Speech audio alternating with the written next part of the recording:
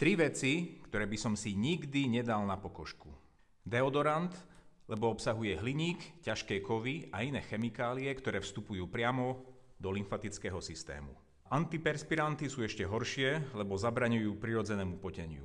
Dobrou alternatívou sú prírodné deodoranty. Krém na opaľovanie, lebo drvivá väčšina z nich obsahuje nebezpečné chemikálie ako oxybenzón alebo avobenzón, ktoré okamžite po nanesení prenikajú do krvného obehu. Ja proti slnku nič nemám, lebo ako sa hovorí, kam nechodí slnko, tam chodí lekár.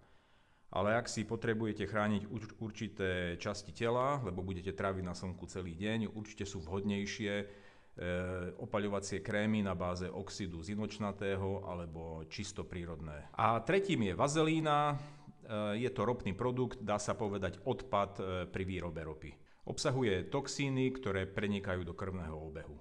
Pomyslíte si, že hydratuje, ale opak je pravdou, spôsobuje dehydratáciu, upcháva pory a udržuje v nich plesne, huby a baktérie. Ak vás zaujíma čisto prírodná starostlivosť o pokožku, potom si pozrite ponuku mojich 100% prírodných včelích produktov na stránke včely.sv.ambróza.sk, ako sú napríklad slamienkový krém na tvár, balzam na ruky, alebo balzam na pery bez vône vynikajúci pre alergikov.